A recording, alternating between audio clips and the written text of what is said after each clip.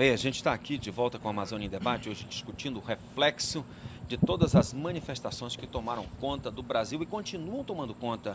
Amanhã mesmo há uma grande mobilização marcada pela internet para que haja no país inteiro uma outra grande manifestação. A Izinha, por favor. Elias, a participação dos partidos políticos nas manifestações vem sendo um alvo de crítica, né? A massa que protesta se diz apartidária e acaba condenando e excluindo grupos que, historicamente, participam de lutas sociais constantemente. O internauta que fez esse comentário pergunta se os jovens de hoje estão menos partidários por serem alheios à política ou por descontentamento com a situação do país.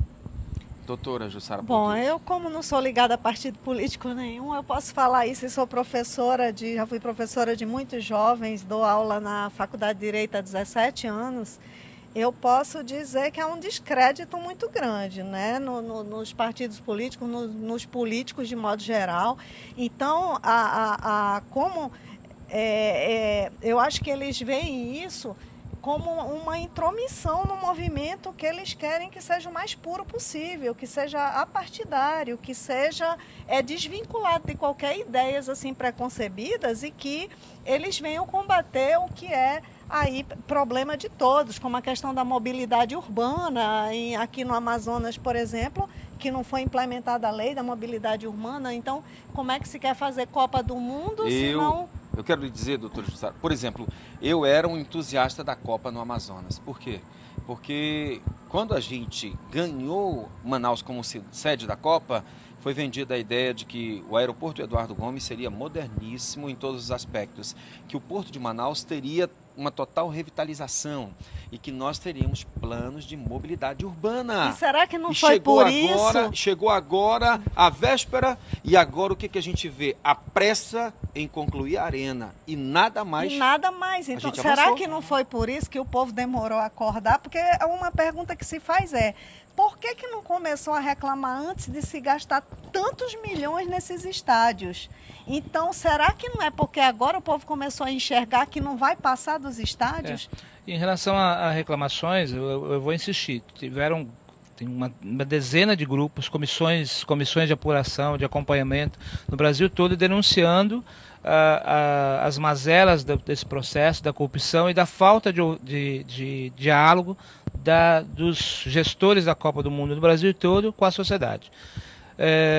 Essas pessoas estão aí, estão discutindo, estão chamando atenção, estão apontando o problema, por exemplo, do deslocamento de famílias inteiras, grupos que estavam sendo deslocados para poder fazer a obra da Copa e essas pessoas estão sendo jogadas, sabe-se lá onde, etc. Em relação ao partido político, a gente tem duas opções, tem dois lugares de fazer as nossas reivindicações, ou no campo democrático ou no campo das exceções, que a gente conhece bem nos 23 anos de ditadura militar do Brasil. Os partidos políticos perderam uma coisa que foi importante, eles perderam a capacidade de dialogar com a juventude, ou perderam a capacidade de oferecer à juventude um espaço do debate. Sobretudo os partidos o PT, PCdoB, os partidos de oposição que tinham a capacidade de fazer isso, tinham a tradição de fazer, quando ascende ao poder, eles se distanciaram desses grupos, não possibilitaram a esses jovens que hoje têm 17, 18, 20 anos, que pudessem ter no partido a caixa de ressonância das suas reivindicações. Lembrando, as principais personalidades dos movimentos sociais que sustentavam esses partidos começaram a fazer parte da organização governamental. Exato. E aí perderam o link. E esqueceram o elo de comunicação com a massa. Esse é um dilema. Desaprenderam.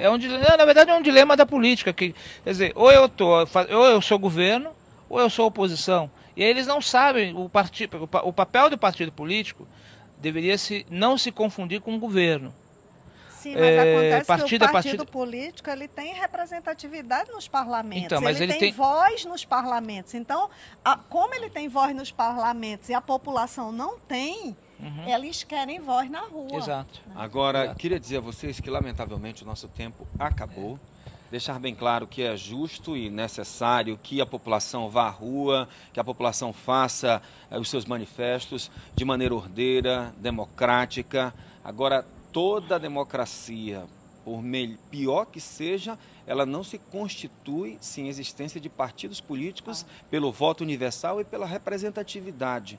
Não dá para a gente juntar um universo imenso de pessoas e a partir daquele universo todo estabelecer um código de conduta para aquela sociedade se não houver representatividade. Representatividade só acontece a partir de siglas partidárias. Esse é o único modelo democrático que existe. Se nós somos diferentes, nós precisamos de representações diferentes. Exatamente, por isso que as eleições para as casas legislativas são proporcionais, porque significam a opinião de vários segmentos da sociedade, que lá, com suas diferenças, tem que fazer o comum, porque é o bem comum de toda a sociedade.